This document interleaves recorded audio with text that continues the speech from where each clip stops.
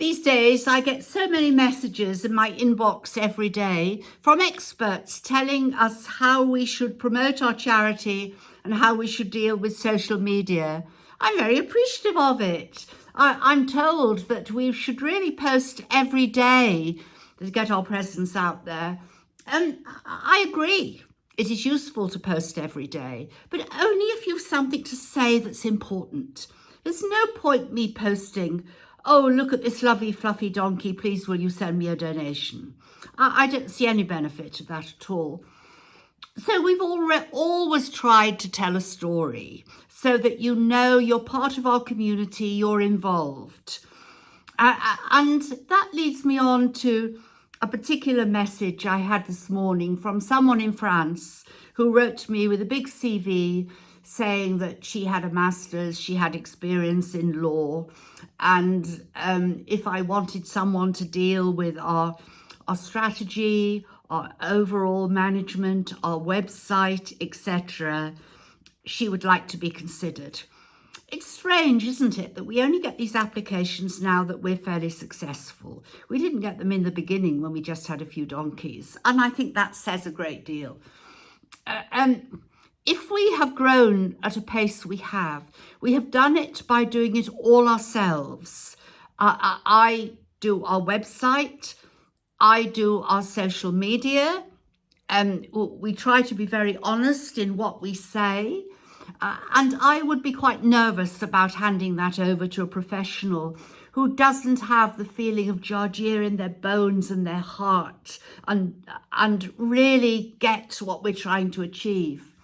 And that was highlighted this week because you will have seen on my post today that yesterday, which was Friday, which is really a day we're not really open because we don't have a lot of staff here on a Friday. It's Morocco's religious day.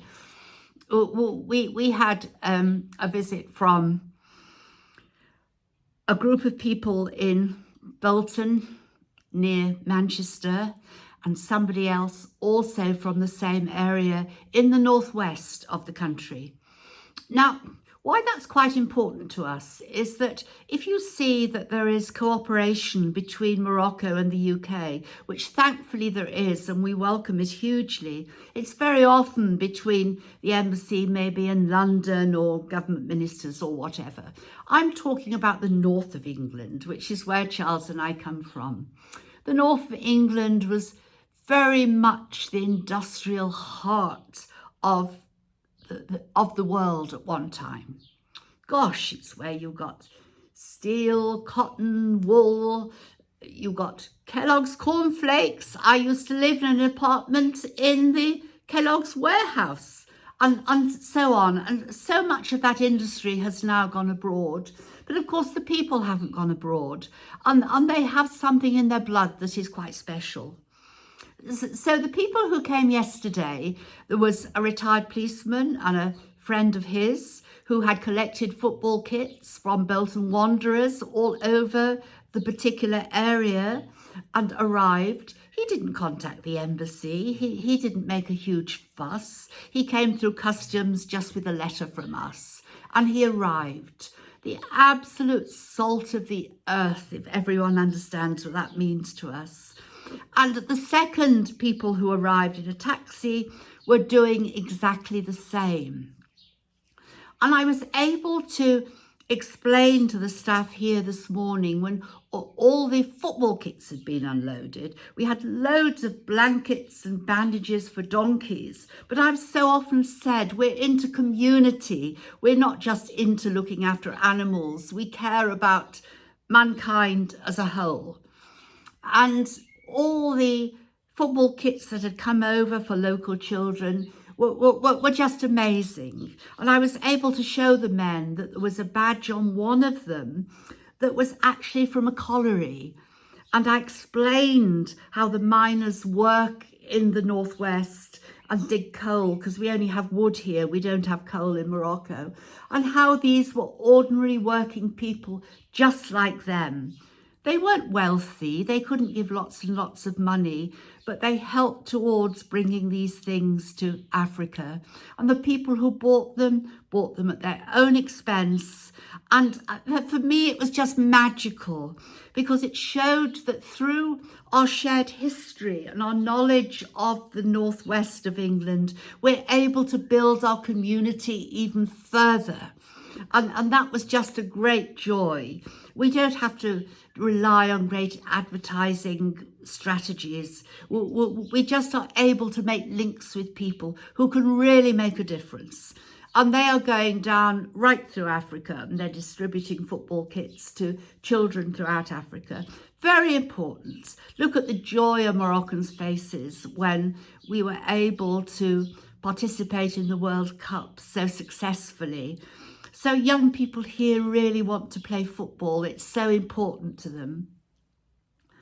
I think I would also like to say that so often these acts of incredible kindness go unnoticed because they don't get press coverage, they don't have the endorsement of large organisations.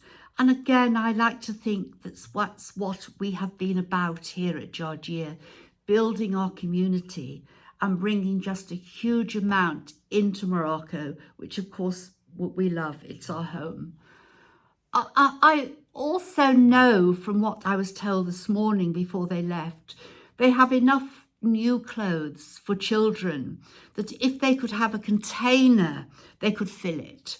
So I'm actually on the lookout for how we could possibly fund a container, because that's something for the future. And to bring the refuge and the children together just has to be good. I'm very conscious of the letter I had this morning, and I don't wish to be unfair of the person who was trying to sell themselves to us to have a job here. And, you know, they did have a master's degree. They did have experience of law, but then so have a lot of us.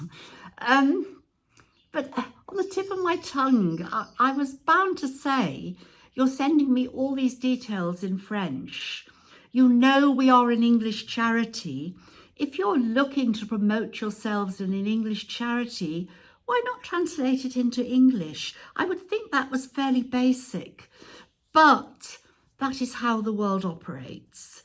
I say sometimes, oh, please save me from experts. Let us carry on as we are. We are growing.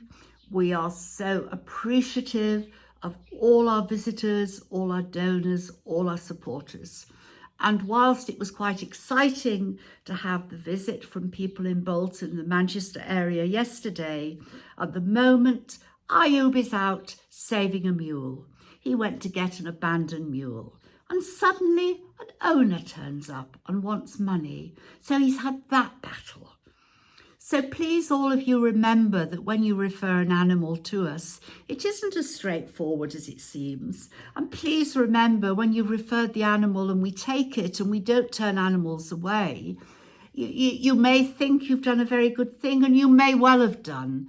But for every mule and horse that comes here, it's another £1,000 a year, or 800 for a donkey. But we keep going. We're not constantly out there begging for money. We want you to be involved. We want you to know what we're doing. And we'll continue to communicate with you in that way. So bye for now.